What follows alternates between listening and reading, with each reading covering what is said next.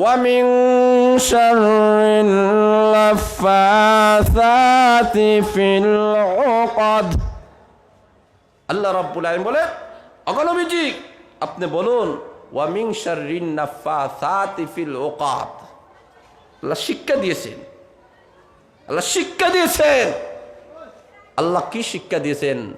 আল্লাহ বলেন গ্রন্থির মধ্যে যে ফু দিয়ে যে গিরো লাগাইয়াছিল যে নারী, ওই জাদুকারিনী নারী থেকে আল্লাহ, নারীর অনিষ্ট থেকে আল্লাহ তোমার কাছে ফানা চাই। কথা বলেন না সুবহানাল্লাহ? আরো জোরে বলেন সুবহানাল্লাহ। আল্লাহ বলেন গ্রন্থিতে ফুৎকার দিয়ে যেই নারীটা এই জাদু করেছিল এই অনিষ্ট থেকে তোমার কাছে ফানা চাই। আল্লাহ রাব্বুল আলামিন জাদুর বেলায় আল্লাহ নারীর সূচক শব্দ উল্লেখ করেছেন। কেন উল্লেখ করেছেন? তার কারণ হলো পুরুষের চাইতে নারীরা বেশি জাদু করে। আরো আসতে বলেন, আরো জোরে বলেন, ঠিক না ঠিক? পুরুষরা এই পরিমাণ জাদু করে না নারীরা পুরুষরা যেইভাবে জাদু করে। কথা বলেন ঠিক না ঠিক? এখন লক্ষ্য করে দেখেন নারীরা এমনভাবে জাদু করে। কেন নারীর কথা বলা হলো? বলে সব নারীরা কি করে এমন নয়, বলে অধিকাংশ ক্ষেত্রে নারীরা করে। যেমন আল্লাহ রাব্বুল আলামিন আয়াতের মধ্যে উল্লেখ করে দিয়েছেন যে অনেক মানুষ এমন আছে যে চুরির বেলায় নারী আগে নয় পুরুষ আগে, যার কারণে আল্লাহ পুরুষ বাচক শব্দ আগে উল্লেখ করেছেন। জোরা বলেন ঠিক না ঠিক? আল্লাহ আস-সারিকু বলেছেন। আর জিনার বেলায় আল্লাহ রাব্বুল আলামিন বলেন আজ-জানিয়াতু। আল্লাহ আগে নারীদের কথা আল্লাহ আগে এনেছেন, কারণ জিনার বেলায় নারীরা আগে। কথা বলেন ঠিক না? আরো জোরে বলেন ঠিক না ঠিক? কারণ একটা নারী যদি বেপরদা হয়ে একটা পুরুষের সামনে, যুবকের সামনে না আসে, তখন এই যুবকটা এই নারীকে ইফতিজিন করবে না। আরো জোরে বলেন ঠিক না ঠিক? আল্লাহ রাব্বুল আলামিন বলেন যে এই জাদুর বেলায় নারীরা অগ্রগামী, নারীরা আগে থাকে, নারীরা জাদু করে। এই কারণে আল্লাহর কাছে ফানা চাওয়া হয় যে আল্লাহ যেই সমস্ত যারা জাদু করে, আল্লাহ এই জাদু টোনা থেকে আমাদেরকে হেফাজত করো। আর হুজুরও বলেন ঠিক না ঠিক? কারণ লক্ষ্য করে দেখেন এই অবস্থা আমাদের সমাজের মধ্যে, আমাদের প্রত্যেকটা অধিকাংশ ফ্যামিলির মধ্যে স্বামী স্ত্রীর মধ্যে কোনো মিল নেই। কথা বলেন ঠিক না ঠিক? দেখা যায় কে যেন কি উল্টা উল্টা করে লাগছে। এখন আপোষের মধ্যে কোনো মিল নাই, একজন আরেকজনের মধ্যে ভালোবাসা নাই, মহব্বত নাই। বলে কেন? বলে তালাশ করে গিয়ে দেখেন কেউ না কেউ জাদু করছে। জোরে বলেন ঠিক না ঠিক? যে স্বামী স্ত্রীরা ভালো হয়, ভালো চলে, এটা কেউ দেখতে পারে না, যার কেন জাদু কইরা ওখানের মধ্যে ধ্বংস করেছে। এইভাবে একটা দুইটা নয়, হাজার হাজার লক্ষ লক্ষ ফ্যামিলিগুলো ধ্বংস হইতেছে। জোরে বলেন ঠিক না ঠিক? এই কারণে আল্লাহ শিক্ষা দিয়েছেন যে আল্লাহ শিক্ষা দিয়েছেন জাদু টোনার হাত থেকে। আমাকে বলা হয়েছে সূরাতুল ফালাক থেকে আলোচনা করার জন্য। সেই হিসাবে আপনাদের সামনে মহাগ্রন্থ আল কোরআনের 114টি সূরার মধ্য থেকে অন্যতম একটা সূরা, যেই সূরাটা স্থান পেয়েছে 113 নম্বরে, সেই সূরাতুল ফালাক আপনাদের সামনে তেলাওয়াত করেছি। এই সূরাটাকে সামনে নিয়ে সংক্ষিপ্ত আকারে আপনাদের সামনে কিছু আলোচনা করার চেষ্টা করব। মহান আল্লাহ রাব্বুল আলামিন যেন আমাকে ইখলাসের সাথে বলার, আমাদের সবাইকে যেন আমলের নিয়তে শোনার তৌফিক দান করেন। সবাই বলেন আমিন। আমাকে যেই সূরা দেওয়া হয়েছে, এই সূরাটি অত্যধিক গুরুত্বপূর্ণ একটা সূরা, যুগোপযোগী একটা সূরা। বর্তমান সমাজে এই সূরার আলোচনাটি আমাদের বেশি প্রয়োজন। জোরে বলেন ঠিক না ঠিক? এই সূরা এই পরিমাণ গুরুত্বপূর্ণ, আল্লাহর নবী বিশ্ব নবী রাহমাতুল আলামিনের সাথে নবীর একজন সাহাবী, যার নাম উকবা ইবনে আমের। উকবা ইবনে আমের বিশ্ব নবীর সফর সঙ্গী। আল্লাহর নবী বলেন, রে উকবা ইবনে আমের, তোমার কাছে আমি এমন একটি দুইটি সূরার কথা আলোচনা করতে চাই যে ইতিপূর্বে এই দুইটা সূরা এতই ফজিলতপূর্ণ, এতই সম্মানিত দুইটা সূরা যে মহান আল্লাহ রাব্বুল আলামিন এই দুইটা সূরার ভিতরে দুনিয়া এবং আখিরাতের সকল অনিষ্ট থেকে ফানা চাওয়ার শিক্ষা মহান আল্লাহ দিয়েছেন। সুবহানাল্লাহ, আসতে বলেন, আরো জোরে বলেন সুবহানাল্লাহ। বিশ্বনবী বলেন দুইটা সূরা, একটা হলো সূরাতুল ফালাক আর একটা হলো সূরাতুন নাস। এই দুইটা সূরাকে মুআউযিজাতাইন বলা হয়। এই দুইটা সূরা মহান আল্লাহ রাব্বুল আলামিন কেন নাজিল করেছেন, নাজিল করার ঐতিহাসিক একটা প্রেক্ষাপট এবং একটা কারণও আছে। তার আগে আসুন, আল্লাহর নবী যখন উকমা ইবনে আমিরকে বলতেছেন এই সূরার ফজিলত সম্পর্কে, যে এই যে দুইটি সূরা মহান আল্লাহ আমার কাছে নাজিল করেছেন, অতীতে মহান আল্লাহ আসমানি যত কিতাব নাজিল করেছেন, তাওরাত, জবর, ইনজিলের মধ্যে এই দুইটা সম পরিমাণ কোন সূরা আয়াত আল্লাহ নাজিল করেন নাই। জোরে বলেন সুবহানাল্লাহ। এতই গুরুত্বপূর্ণ এই দুইটি সূরা। বিশ্বনবী আলোচনা করতে করতে এক পর্যায়ে নামাজের সময় হয়ে গেল। যথা সময়ে বিশ্বনবী নামাজ আদায় করলেন। নামাজের পরে সাহাবায়ে কেরামদেরকে সম্বোধন করে বলেন, রে আমার সাহাবায়ে কেরাম, তোমাদের সামনে এমন দুইটি সূরার কথা আলোচনা করতে চাই, যেই দুইটি সূরা মহান আল্লাহ আমার কাছে নাজিল করেছেন। এই সূরা ওই পরিমাণ ফজিলতপূর্ণ, এই দুনিয়ার যত অনিষ্ট আছে এবং আখিরাতের যত অনিষ্ট আছে, যত অকল্যাণ আছে, সবগুলা মহান আল্লাহ এই দুইটা সূরার ভিতরে আল্লাহ ঢুকাইয়া দিয়েছে। এই কারণে রে আমার সাহাবায়ে কেরাম, তোমাদেরকে আমি বলে যাই যে তোমরা বিভিন্ন রকম বর্ণনা পাওয়া যায়। কোন এক বর্ণনায় আছে যে আল্লাহর নবী বলেন এই দুইটা সূরা এবং সূরা ইখলাস সহ তোমরা ঘুমানোর আগে তেলাওয়াত করিও এবং শরীরের মধ্যে হু দিও। জোরে বলেন সুবহানাল্লাহ। শুধুমাত্র তাই নয়, আল্লাহর নবী শিক্ষা দিয়েছেন যে ঘুমানোর আগেও এই দুইটা সূরা পড়বা, সূরা ইখলাস সহ। ঘুম থেকে যখন তোমরা উঠবা তখনই এই দুইটা সূরা পড়বা, সূরা ইখলাস সহ পড়ে শরীরের মধ্যে ফু দিবা। অন্যান্য বর্ণনায় ভাবা যায় আল্লাহর নবী বলেন শুধুমাত্র সকাল সন্ধ্যা নয়, বরং এই দুইটা সূরা এবং সূরা ইখলাস তোমরা 5 বেলা নামাজের পরে তেলাওয়াত করবা। সুবহানাল্লাহ নাই, আরো জোরে বলেন সুবহানাল্লাহ। আল্লাহর নবী বিশ্বনবী রাহমাতুল আলামিন শিক্ষা দিয়েছেন কেমন ভাবে। আল্লাহর নবী হাদিসের মধ্যে বর্ণনা করেছেন, রে আমার উম্মতেরা, আমি বিশ্বনবী এই সূরাগুলোর আমল করি। এই দুইটা সূরা নাজিল হওয়ার আগেই আল্লাহর নবী অনেক অনিষ্ট থেকে আল্লাহর কাছে পানা চেয়েছেন, কিন্তু বিশ্বনবী বলেন যখন মহান আল্লাহ এই দুইটি সূরা আল্লাহ নাজিল করেছেন, এই দুইটা সূরা তেলাওয়াতই সমস্ত অনিষ্ট থেকে বাঁচার একমাত্র উপায়। জোরে বলেন সুবহানাল্লাহ। শুধুমাত্র তাই নয়, আল্লাহর নবী আমাদেরকে শিক্ষা দিয়েছেন। কেমন ভাবে শিক্ষা দিলেন? যে বিশ্বনবী বলেন এই দুইটা সূরা, তিনটি সূরা তেলাওয়াত করবা, 3 বার তেলাওয়াত করে হাতের মধ্যে ফু দিবা। এই হাতটা মাথা থেকে শুরু করে, মুখ থেকে শুরু করে, সিনা থেকে শুরু করে হাত নিচ পর্যন্ত নিবা। পিছন দিক দিয়ে আবার হাতটা নিবা, যত দূর পর্যন্ত হাত যায় অত দূর পর্যন্ত নিবা।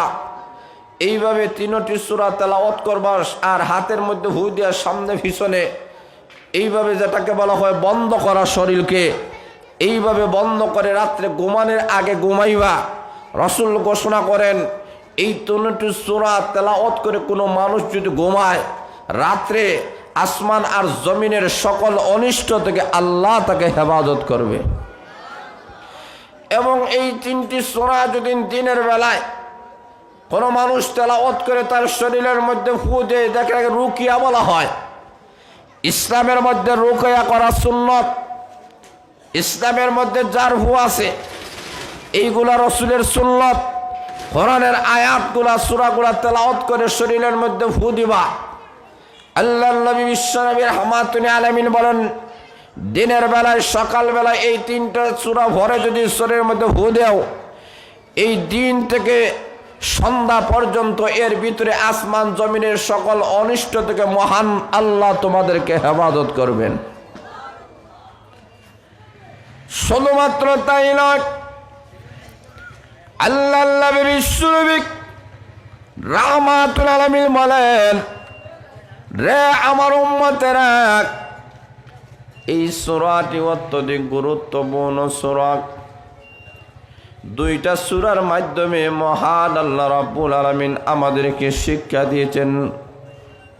কারণ মানুষ এই দুনিয়াতে কিছু অনিষ্টের কারণে মানুষেরা আল্লাহর গোলামি করতে পারে না। আরো কিছু অনিষ্ট আছে আখিরাতে, এইগুলার কারণে মানুষেরা আল্লাহর গোলামি করতে পারে না। আল্লাহর নবীর কাছে মহান আল্লাহ রাব্বুল আলামিন এই সূরাগুলো নাজিল করে আমাদেরকে শিক্ষা দিয়েছেন, দুনিয়ার মানুষেরা সকল অনিষ্ট থেকে যদি তোমরা বাঁচতে চাও, সকল খারাপি মন্দ থেকে যদি তোমরা বাঁচতে চাও, এই 2টা সূরা জীবনের জন্য আমলের চাবি বানায়া নাও। এখন আসলে এই সূরাটি কেন মহান আল্লাহ রাব্বুল আলামিন নাযিল করেছেন? শুধুমাত্র এই সূরা নয়, এই সূরার পাশাপাশি আমার মহান আল্লাহ সূরাতুন নাস আল্লাহ নাযিল করেছেন। সূরাতুল ফালাক, যেই সূরাটা আপনাদের সামনে তেলাওয়াত করেছি, এই সূরার মধ্যে আয়াত সংখ্যা হলো 5টা। জোরে বলেন কয়টা? আরো জোরে বলেন। এবং সূরা নাসের মধ্যে 11টি আয়াত। জোরে বলেন কয়টা আয়াত? আরো জোরে বলেন। এই সূরাতুল ফালাকের মধ্যে 23টা শব্দ আল্লাহ দিয়েছেন।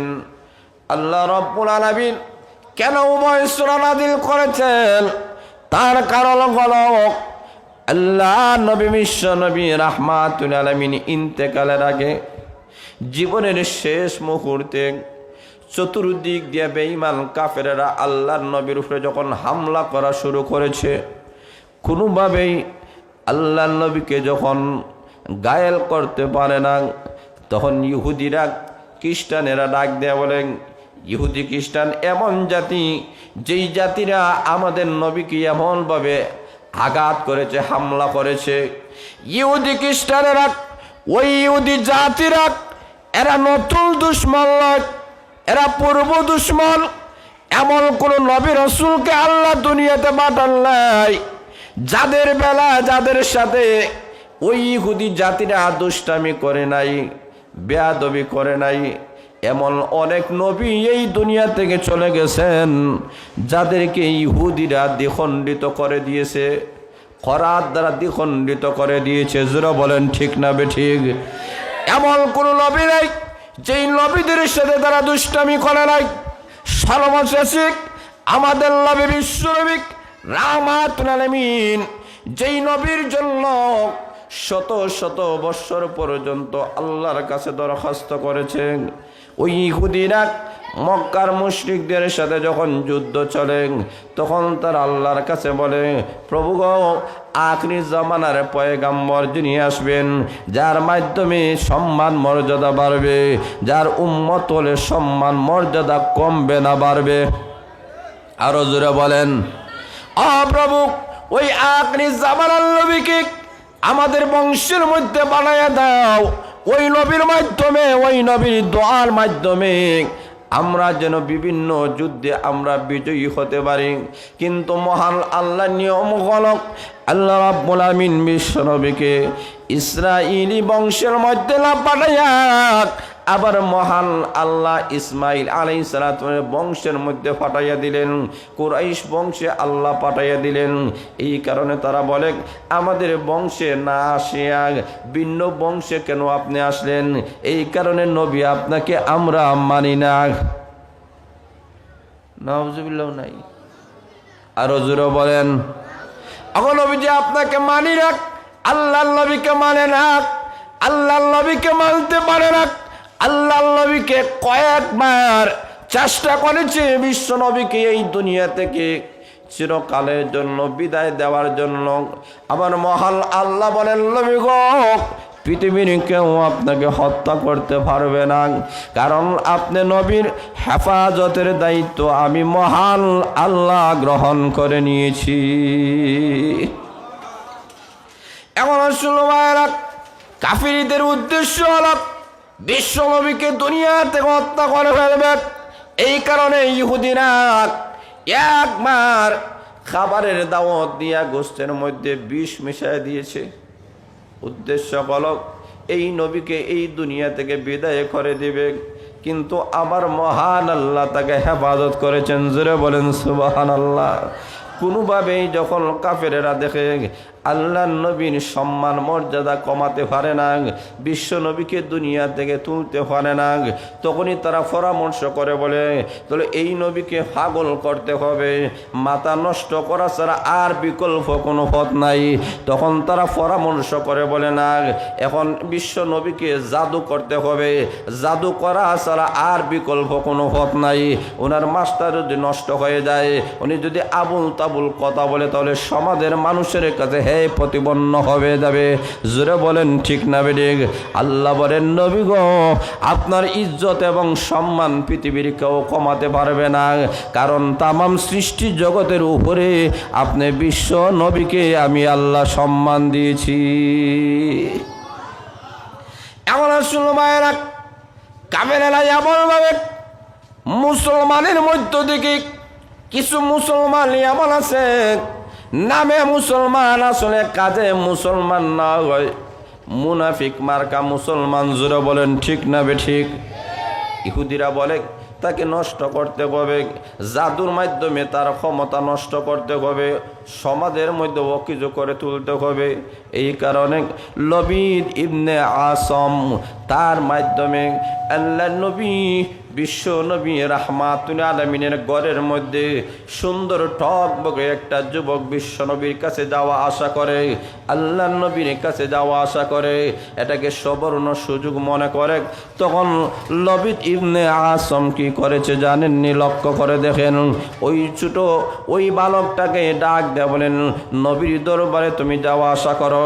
কাদের নবী যেই শিরুনি দ্বারা মাথা আশ্রায়, বিশ্ব নবী শিরুনি দ্বারা মাথা আশ্রাতেন, কারণ শিরুনি দ্বারা মাথা আশ্রানো সুন্নত।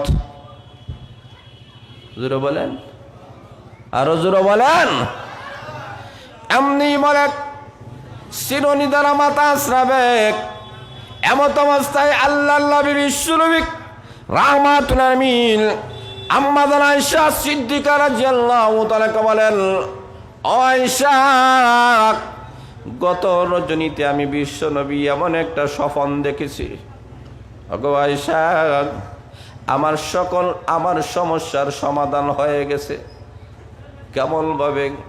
আল্লাহ নবী বলেন, আমি গত রজনীতে আমি স্বপ্নে দেখি দুইটা লোক আমি নবীর সামনে এসেছে। একটা লোক আমার মাথার দিক দিয়ে, আরেকটা লোক আমার পিছনের দিক দিয়ে, পায়ের দিক দিয়া, দুইজন উভয়জন দুই দিক দিয়ে বসেছে। সামনের লোকটা পিছনের লোককে প্রশ্ন করে, এই লোকের কি হয়েছে? পিছনের লোকটা বলে, এই লোকটাকে জাদু করা হয়েছে। জোরে বলেন, কি করা হয়েছে? আরো জোরে বলেন। বিশ্ব নবীকে জাদু করা হয়েছে। এবার লক্ষ্য করে দেখেন, সামনের লোকটা আবার বলে, কে তাকে জাদু করেছে?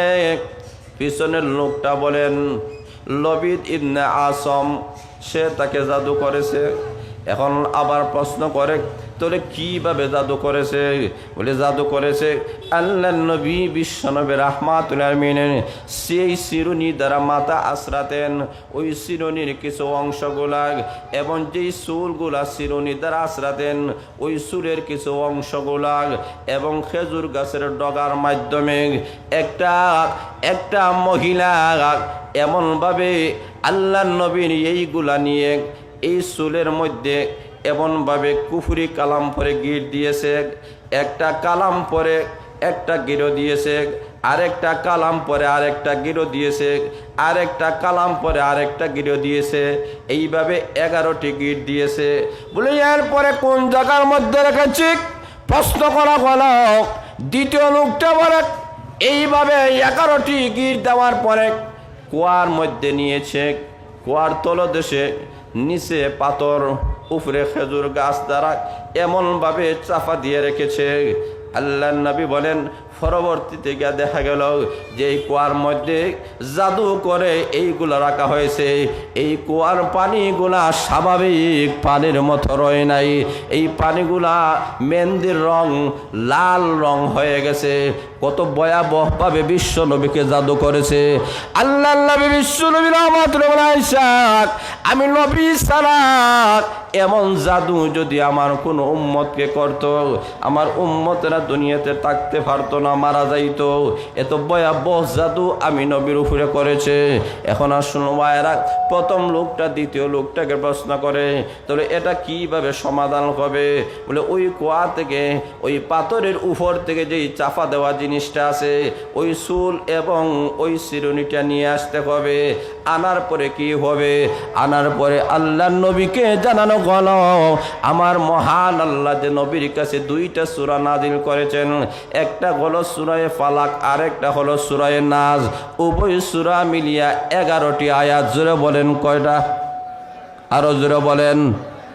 এমনি বলা হলো ওই যে 11টি আয়াত আমার মহান আল্লাহ রাব্বুল আলামিন নাযিল করেছেন, এক একটি আয়াত আল্লাহর নবী তেলাওয়াত করবেন। গিরোর মধ্যে যখন ফু দিবেন একটা গিরো খুলে যাবে, 2 নম্বর আয়াত তেলাওয়াত করবেন, দ্বিতীয় গিরো খুলে যাবে, তৃতীয় আয়াত তেলাওয়াত করে ফু দিবেন, তৃতীয় গিরোটা খুলে যাবে। এইভাবে 11 আয়াত তেলাওয়াত করবেন, 11টি গিরো খুলে যাবে। আল্লাহর নবী চিরকালের জন্য সুস্থ হয়ে যাবে। আল্লাহর নবী ইসহাক এই কথাগুলো বলে উভয়জন চলে গেল। আমি বুঝতে পেরেছি এই উভয়জন দুনিয়ার কোনো মানুষ নয়, এরা আল্লাহর নূরের তৈরি ফেরেশতা। সুবহানাল্লাহ নাই? জোরে বলে না সুবহানাল্লাহ। এরা আল্লাহর নূরের তৈরি ফেরেশতা। ফেরেশতাদের মাধ্যমে মহান আল্লাহ বিশ্ব নবীর জাদু থেকে আল্লাহর নবীকে রক্ষা করেছেন। আল্লাহ ফেরেশতা পাঠাইয়া আল্লাহর নবী সকালবেলা ঘুম থেকে উঠে নবীর কাছে তো নাম মেনশন করেছেন ফেরেশতারা, কিন্তু বিশ্ব নবী কারো সামনে প্রকাশ করেন নাই। জোরে বলেন সুবহানাল্লাহ। হযরত আলী রাদিয়াল্লাহু তাআলাকে ডেকে আনলেন, আলী যাও ওই কুয়ার মধ্যে এমন অবস্থা আমি বর্ণনা করলেন আল্লাহর নবী যেমন ভাবে বর্ণনা করেছেন। আলী রাদিয়াল্লাহু তাআলা গিয়া দেখেন ওই কুয়ার পানি লাল হয়ে গেছে। ওই কুয়ার নিচ থেকে পাথরে চাপা দেওয়া যেই চুল এবং যেই চিরুনিটি ছিল ওইগুলা নিয়ে আনলেন, বিশ্ব নবীর সামনে রাখা হল। আল্লাহর নবী সূরা ফালাকের 5টি আয়াত, সূরা নাসের 6টি আয়াত তেলাওয়াত করে যখন ফু দেওয়া শুরু করেছেন, এক একটা ফুর মাধ্যমে এক একটা গিরো খুলে গিয়েছে। মুহূর্তের ভিতরে আল্লাহর নবী বিশ্ব নবী রাহমাতুল আলামিন সুস্থ হয়ে গেলেন। জোরে বলেন সুবহানাল্লাহ। বিশ্ব নবী যখন সুস্থ হয়ে গেলেন আল্লাহর নবী ডাক দিয়ে বলেন, রে আয়েশা শুনে নাও, আমি এখন সুস্থ হয়ে গিয়েছি। আমার মনে হয় আমার মাথা থেকে যেন উহুদ পাহাড়টাকে আল্লাহ সরাইয়া দিয়েছেন। এত বড় বোঝা আমি নবীর উপরে ছিল। আসুন ভাইরা, আমার মহান আল্লাহ রাব্বুল আলামিন বিশ্ব নবীকে জাদু যে করেছে, ওই জাদু ভাঙার জন্য এবং কিয়ামত পর্যন্ত উম্মতে মুহাম্মদের উপরে যদি কেউ এইভাবে জাদু করে, এই সমাধান কি হবে? অগ্রিম সমাধান দিয়ে আমার মহান আল্লাহ আমার তেলাওয়াতকৃত সূরা সূরা ফালাক এবং সূরা নাস 11টি আয়াত নাজিল করে দিয়েছেন। এই হলো উভয় সূরাটা নাজিল করার কারণ, প্রেক্ষাপট কেন আল্লাহ নাজিল করেছেন। এখন আসুন ভাইরা, মহান আল্লাহ রাব্বুল আলামিন আমার তেলাওয়াতকৃত যে সূরাটা, এই সূরার মধ্যে আয়াত সংখ্যা কয়টা? জোরে বলেন কয়টা? মনে রাখতে হবে, তাফসীরি মাহফিল যেহেতু মনে রাখতে হবে। আয়াত সংখ্যা কয়টা? জোরে বলেন কয়টা? আরো জোরে বলেন কয়টা? সূরাতুল ফালাকের আয়াত সংখ্যা কয়টা? এই 5টা আয়াতের মধ্যে আল্লাহ রাব্বুল আলামিন 2টা সূরাকে 2 ভাগে বিভক্ত করেছেন। সূরা নাসের মধ্যে আল্লাহ পরকালীন যত অনিষ্ট আছে এইগুলা থেকে হানার শিক্ষা দিয়েছেন। আর আমার তেলাওয়াতকৃত যে সূরা, যে বিষয়বস্তু, এটার মধ্যে মহান আল্লাহ দুনিয়াবি যে অনিষ্ট আছে এইগুলাকে মহান আল্লাহ রাব্বুল এইগুলা থেকে বাঁচার জন্য আমাদেরকে শিক্ষা দিয়েছেন। যারা বলেন সুবহানাল্লাহ। এখন আসুন, আল্লাহ রাব্বুল আলামিন বিশ্ব নবীকে সম্বোধন করে বলেন, কুল, হে নবী আপনি বলুন। কাকে বলেছেন বলার জন্য? যারা বলেন কাকে? বিশ্ব নবীকে। কুল, হে নবী আপনি বলুন। কুল আউযু বিরাব্বিল ফালাক। আল্লাহ বলেন, ওগো বিশ্ব নবী আপনি বলুন, আউযু, আমি ফানা গ্রহণ করছি, ফানা চাচ্ছি, বিরাব্বিল ফালাক, ওই রবের যিনি প্রভাতের রব। জোরে বলেন সুবহানাল্লাহ। আল্লাহ বলেন ফালাক মানে প্রভাতের, রাতের অন্ধকারের পরে যেই দিন আসে এটাকে ফালাক বলা হয়। আল্লাহ বলেন যেই মহান আল্লাহ রাতের অন্ধকারকে বিদূরিত করে দিনের মতো আলোকে নিয়ে এসেছেন, সেই রবের কাছে আপনি আশ্রয় গ্রহণ করুন। জোরে বলেন সুবহানাল্লাহ। এখানে গুরুত্বপূর্ণ বোঝার বিষয় হলো, আল্লাহ রাব্বুল আলামিন বলেন কুল নবী আপনি বলুন। আপনি নিজে আগে ফানা চান, তো এই থেকে বোঝা গেল বিশ্ব নবী ফানা চেয়েছেন কার কাছে? জোরে বলে না কার কাছে? তো এই থেকেই আল্লাহ আমাদেরকে শিক্ষা দিয়েছেন, ওগো বিশ্ব নবী আপনিও দুনিয়াবি আখিরাতের যে কোনো অনিষ্ট থেকে আপনি নিজের ক্ষমতার মাধ্যমে, নিজের কোনো ক্ষমতা নাই যে দুনিয়াবি কোনো অনিষ্ট, আখিরাতের অনিষ্ট থেকে বাঁচার জন্য, সব অনিষ্ট থেকে বাঁচার একমাত্র ক্ষমতার মালিক কে? আরো জোরে বলেন না কে? আল্লাহ নবীকে শিক্ষা দিয়েছেন, নবী আপনি নিজেই বলুন, আল্লাহ তুমি আমাকে অনিষ্ট থেকে রক্ষা করো, কারণ আমারও কোনো ক্ষমতা, আরো জোরে ক্ষমতা নাই।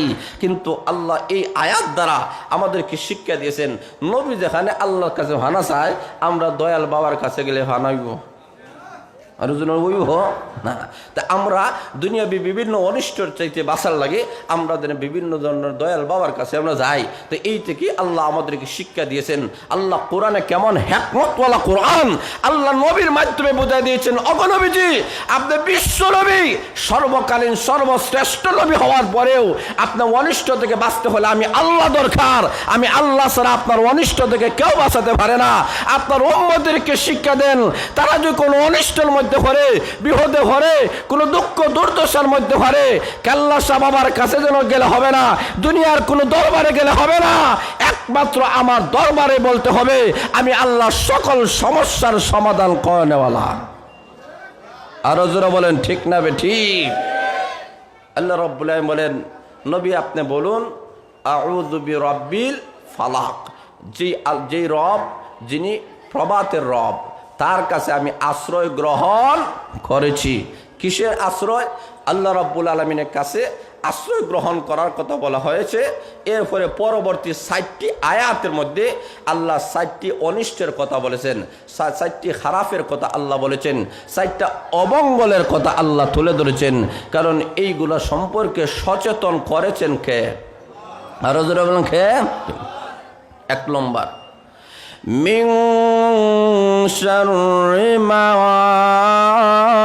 খালাক। আল্লাহ বলেন, ও দুনিয়ার মানুষেরা তোমরা ফানা চাও, মিন শাররি মা খালাক, আল্লাহ তুমি যা সৃষ্টি করেছো সকল সৃষ্ট জিনিসের অনিষ্ট থেকে আল্লাহ তোমার কাছে ফানা চাই। সুবহানাল্লাহ নাইনি? জোরে বলে না সুবহানাল্লাহ। কি বলেছেন আল্লাহ? আল্লাহ বলেন মা খালাক, যা সৃষ্টি করা হয়েছে। এই পৃথিবীতে সৃষ্টি করেছেন, সবগুলা সৃষ্টি করেছেন কে? জোরে বলেন না কে? আল্লাহ বলেন যা সৃষ্টি করা হয়েছে সকল সৃষ্টি জিনিসের চাইতে এই জিনিসের অকল্যাণ থেকে আমি আল্লাহর কাছে ফানা চাও। এখনো শুনো ভাইরা, এই পৃথিবীতে আল্লাহ কত জিনিস সৃষ্টি করেছেন। কেউ কেউ বলেন 18,000 মাখলুকাত আল্লাহ সৃষ্টি করেছেন। জোরে বলেন ঠিক না বে ঠিক? 18,000 হোক, আরো বেশি হোক, অসংখ্য অগণিত জিনিস আল্লাহ সৃষ্টি করেছেন। আল্লাহ যা কিছু সৃষ্টি করেছেন সবগুলার মধ্যে 2টা জিনিস আছে, একটা হলো কল্যাণ আর একটা হলো অকল্যাণ। একটা হলো কল্যাণ, কথা বলেন, একটা হলো কল্যাণ আর একটা হলো অকল্যাণ। এখন আর শুনুন ভাইরা, যা সৃষ্টি করেছেন সবগুলোর মধ্যে কল্যাণ এমন নয়, এই জিনিসের মধ্যে অকল্যাণও আছে। বলে কিভাবে? একজন স্ত্রীর জন্য তার স্বামীটা অকল্যাণ না কল্যাণ? আরো জোরে বলেন।